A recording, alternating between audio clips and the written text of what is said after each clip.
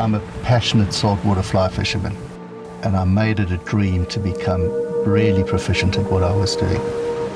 And I felt very confident. But every time I've gone fishing, a whole new set of problems have arisen.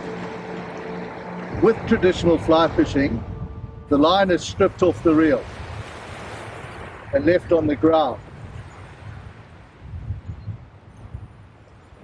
Then the line is held in the left hand and the cast is started.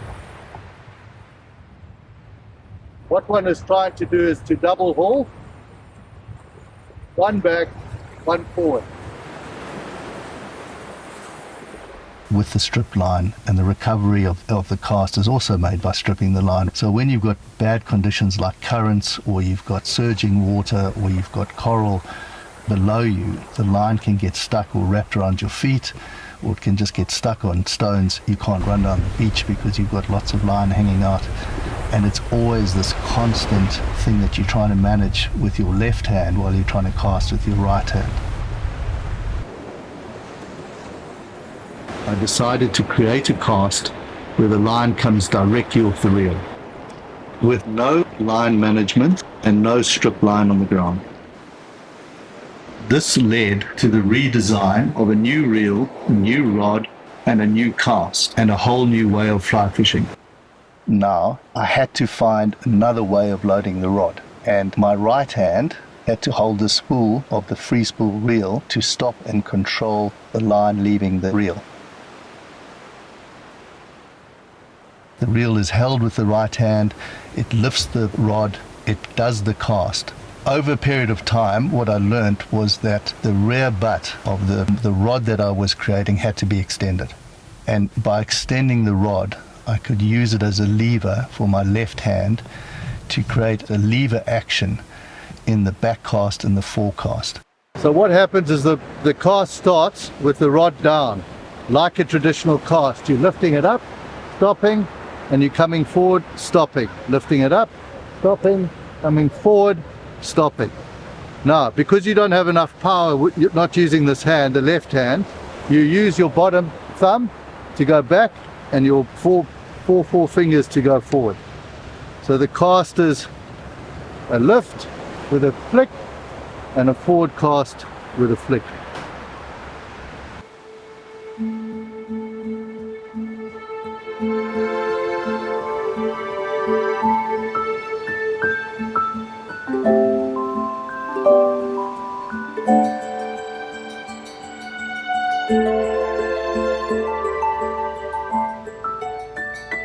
There is nothing that I can't do with this new method of casting in relation to a traditional cast.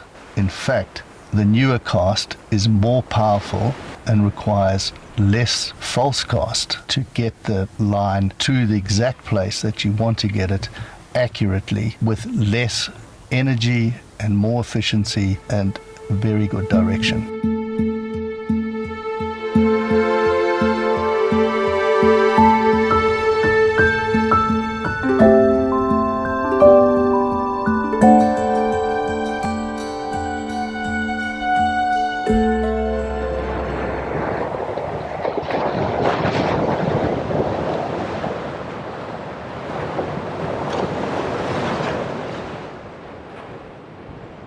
In so many ways, it has evolved into the dream that I had in the first place. There has to be a reel, there has to be line. So all those things had to progress and start to synchronize and come together in a cast, which, as it turns out, looks like it's a unique cast. And that's what's fascinating about it. You have to get the reel to spin in the cast. That's completely different to traditional saltwater fly fishing. You do not strip line, you do not double haul. So how do you get that punch into the cast? I started to extend the butt. It was very short and it came longer and longer and longer, then it was too long.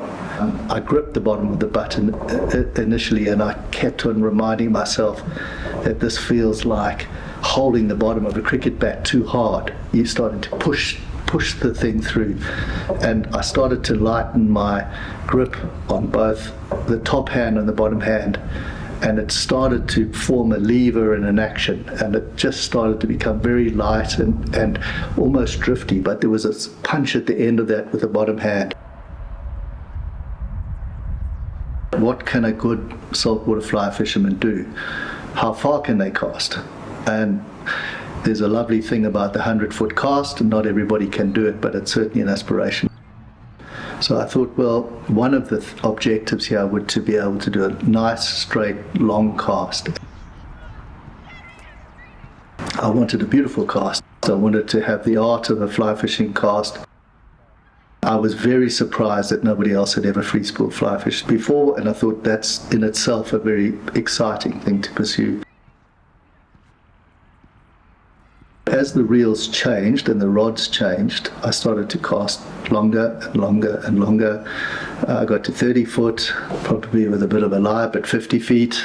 Then I made better rods, I found better line, and slowly, very slowly it increased. But at some point I realized that this was really possible.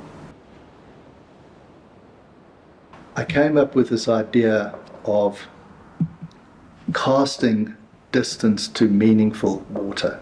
One of the issues with traditional fly fishing, as I see it, is when you get into the surf, or you walk in the surf zone, or you're on the edge of a reef fishing out there, you are encumbered by real line management issues. There's something embarrassing about a casting box. For me, it makes fly fishing not fit for purpose. One of the problems with a stripping basket is a tendency to be pushed up by the waves. And in that circumstance, with those waves coming right up in your belly and up there, you're going to constantly have this line thrown up. And that, again, has more issues about line management. Even if you do a magnificent cast, say a 100-foot cast, you are still subject to very short distances fly fishing. And my feeling with this free spool fly fishing was, because there was no line in the water, the opportunity was to get very close to where you wanted to be.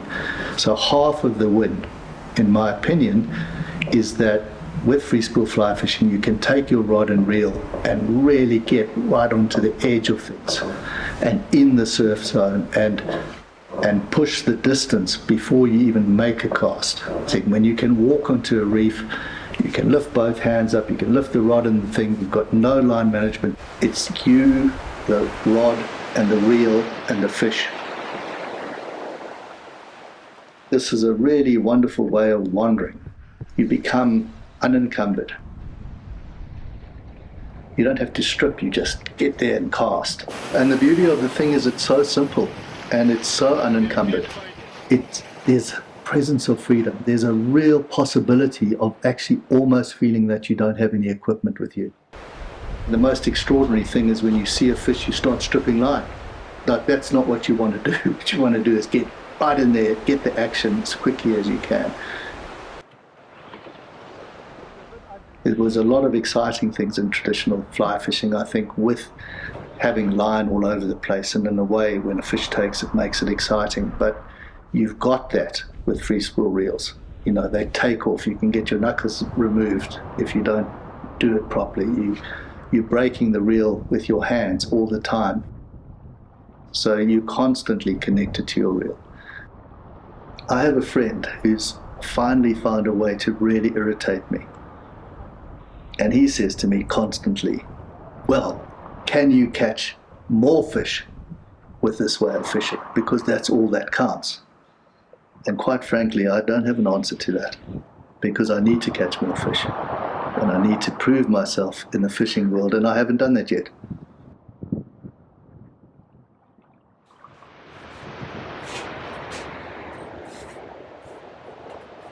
Fly fishing off the rocks in South Africa is not easy, particularly in the winter. A lot of the fish which will take a fly have moved elsewhere. It's still winter, it's freezing cold. Often the water temperature plays a role. And today we're trying a different casting concept. It's free spool fly fishing.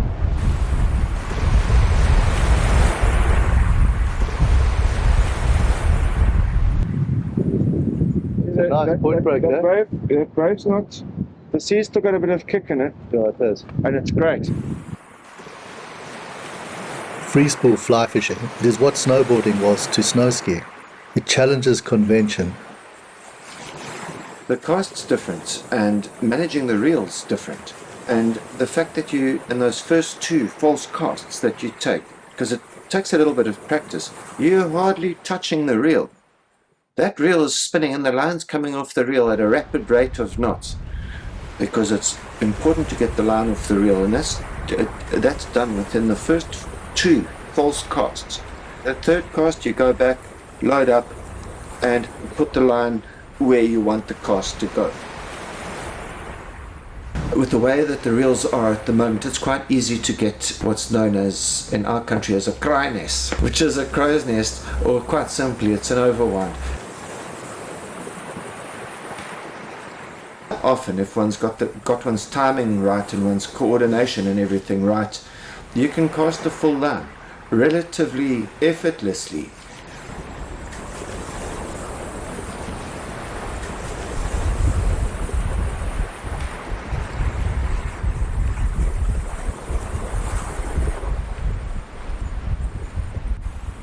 We can catch blacktail consistently. They're all quite robust, these fish. I don't like to bash them around on the rocks, and if I do catch them, I try and lift them into a pool of water as opposed to just dropping them on the rock. If you've done any amount of fly fishing, it'll take a bit of practice to get the line running off the reel in those first two casts, and one learns not to interfere with the reel too much. It takes a little bit of doing.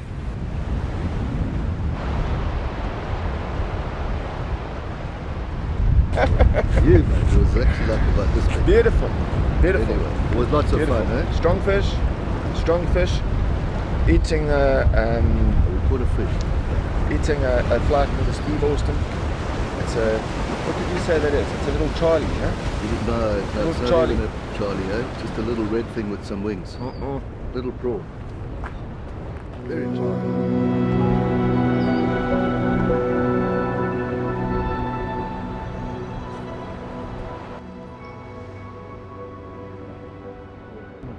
I like it.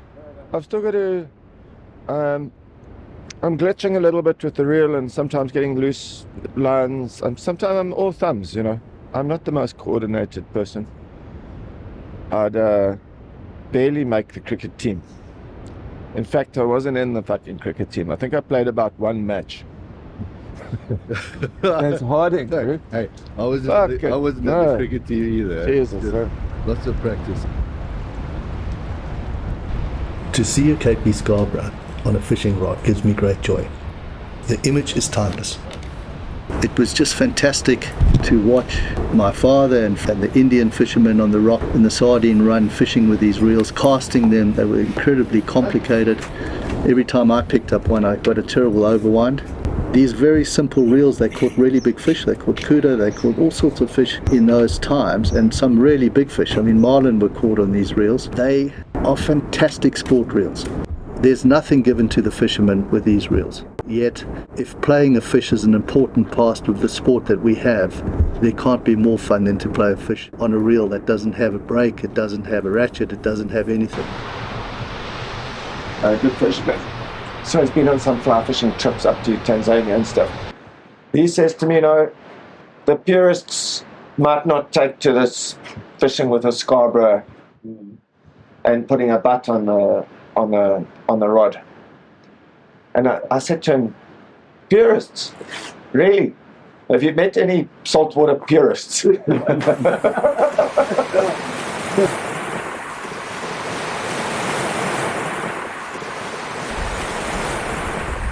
I'm surprised with the distance that I'm getting with the amount of effort. It's a bit like a golf swing. The further you try and hit the ball, the worse it goes for you. So I've still got some timing things to get right with my cast. I'm still new to it, and free spool fly fishing is new. Simon's only introduced it to us, his friends, quite recently, so it's early days yet.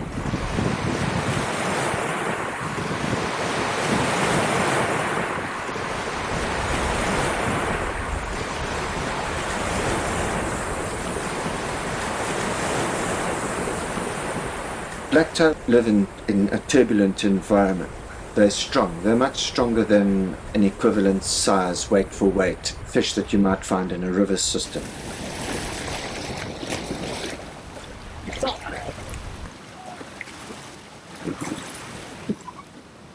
Nice strong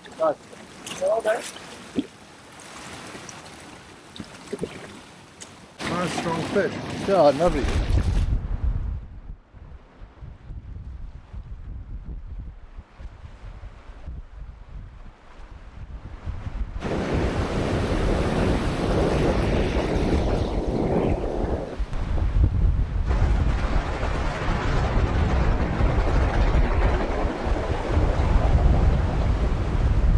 It's beautiful. It's beautiful to watch that line shooting out into the surf zone. It's unique. It's unique.